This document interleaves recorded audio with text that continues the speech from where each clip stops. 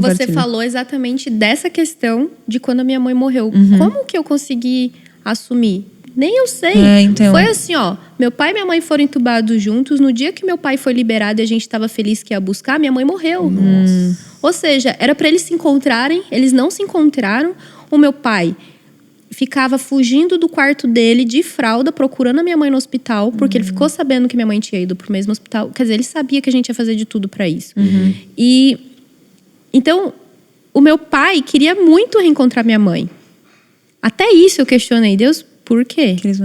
Deus me respondeu recentemente, mas ele me deu um sonho há 2 semanas atrás.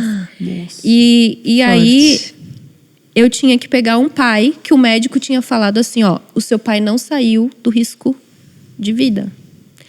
Ele pode voltar para cá para ser entubado. Ele tá muito fraco. Não deixa pessoas chegarem perto dele porque ele não tem imunidade. Não deixa isso, não deixa aquilo. Alimenta ele assim, alimenta esse aqui. Dá esse remédio, dá isso daqui. Que ele faça isso, que ele faça aquilo. Fisioterapia, não sei o que, para pulmão.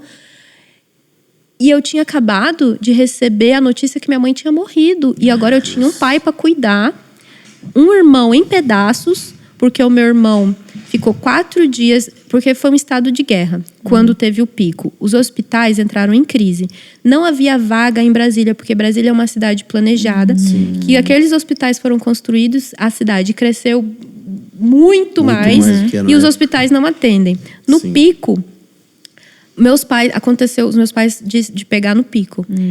Eu ouvi dizer que havia até políticos.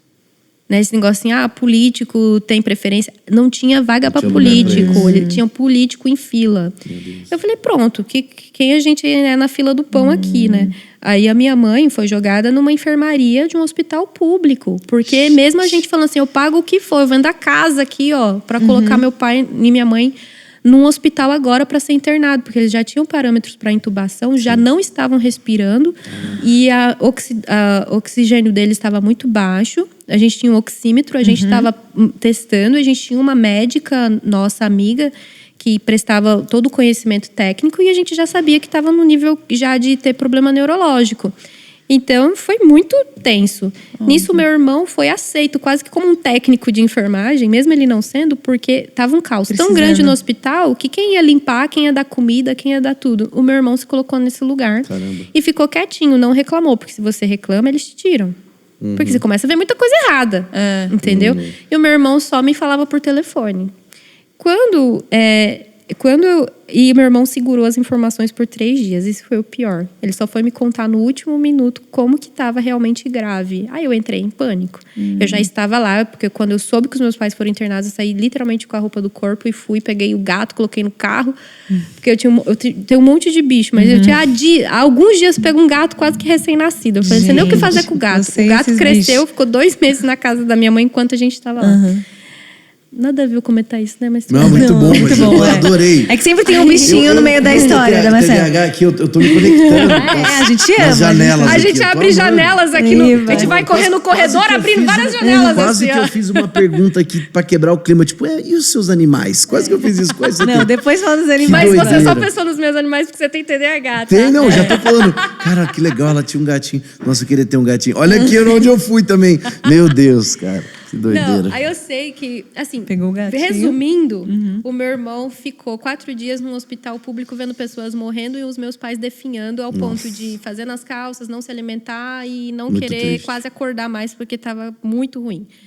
Aí o meu irmão entrou em parafuso. E o meu irmão é a pessoa mais equilibrada que até então eu falava, nossa, meu irmão, cara, é o único que conseguiria fazer isso. Ele saiu de lá aos berros, ele saiu, ele saiu delirando de estresse e de pavor pelas coisas que ele tinha visto.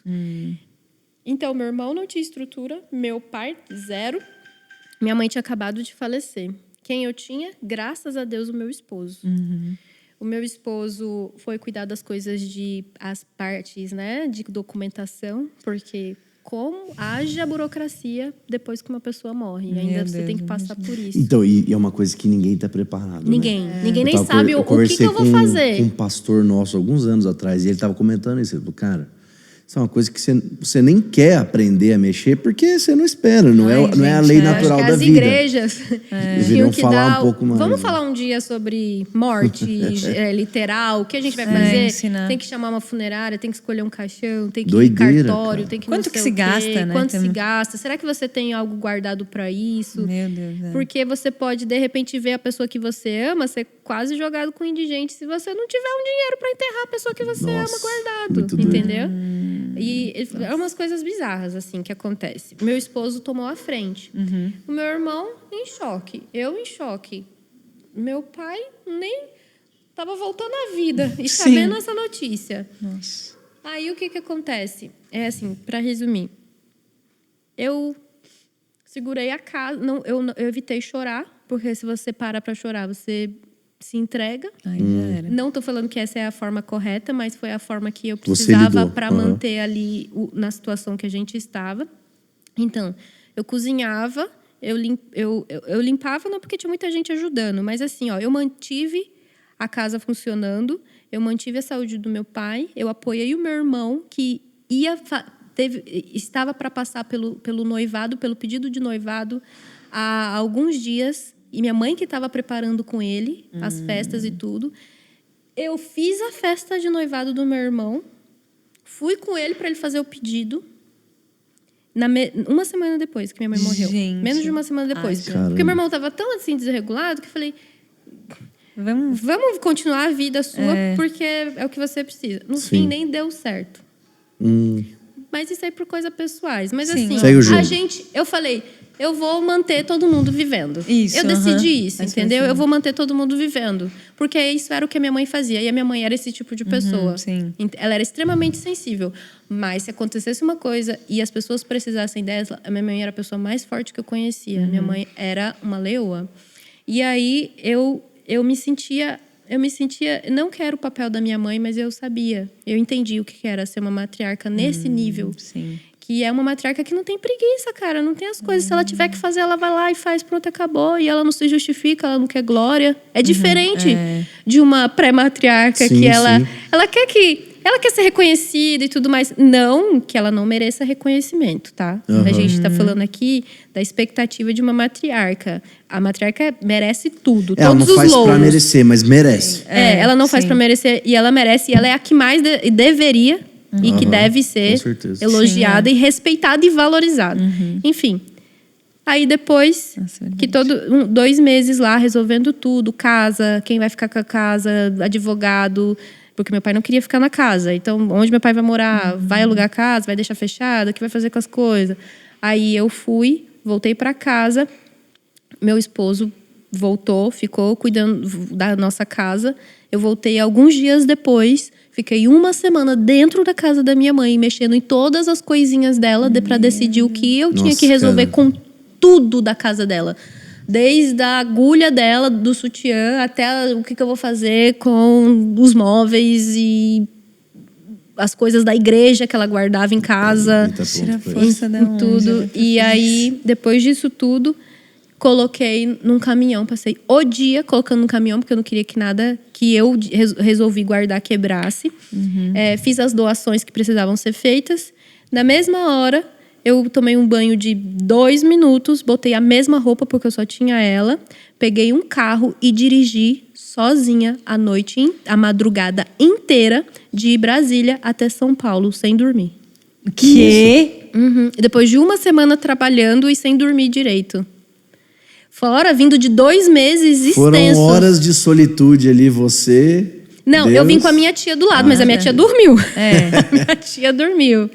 E aí eu vi, cara, como eu sou forte. Eu senti muito orgulho de mim mesma, com certeza. com todo o respeito nossa. da palavra. Sim. Porque eu lembro que quando eu parei num posto cheio de homem, de madrugada, e eu lembro até que um ficou mexendo comigo, e eu falei, Deus, eu sei que o Senhor tá comigo, como eu me sinto poderosa.